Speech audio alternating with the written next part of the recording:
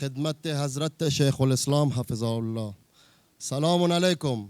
ضمن ابراز همدردی ما طایفه خانشینی فاجعه دردناک جمعه خونین زاهدان که در آن کودکان و جوانان برومند بسیاری به شهادت رسیدند، جز با مجازات منصفانه و بی‌طرفی عاملان آن قابل تسکین نیست.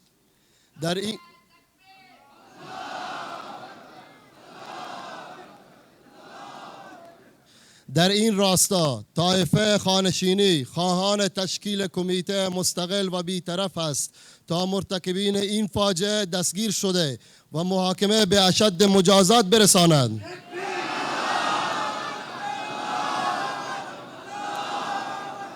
ما همواره به اتحاد و یک پارچگی کشور عزیزمان ایران اندیشیده، اکنون نیز همصدا با همراهی ایرانیان خواهان اعلام حق خود هستیم.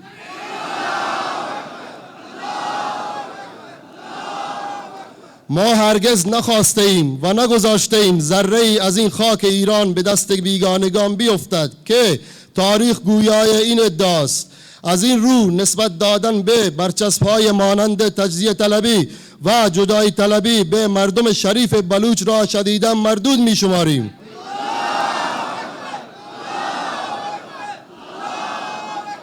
و از این پس در مقابل هر قدرتی که قصد تخریب به خاک پاک ایران را داشته باشد می ایستیم.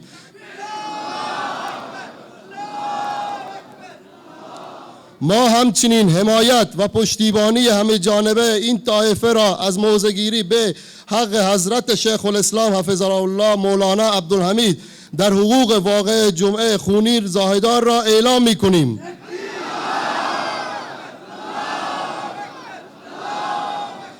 ایشان همواره در جانب حق از حقوق مردم مظلوم بلوچ حمایت کرده‌اند و بارها به مسئولان درباره پیامدهای تبعیض‌آمیز هشدار داده‌اند. متاسفانه به توصیه‌های خیرخواهانه ایشان توجه نشده است. طایفه خانشینی حضرت شیخ الاسلام مولانا عبدالحمید را خط قرمز دانسته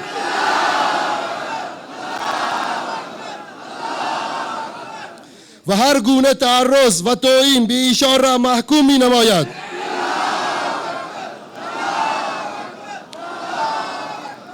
و این که وقت آن فرا رسیده که مسئولان از شعار وحدت گذر کنند و در عمل با تشکیل کمیته حقیقت یاب مستقل آزاد کردن بازداشتی های اخیر و مجازات عاملان واقعی حسن نیت خیش را در تحقق وحدت نشان دهند.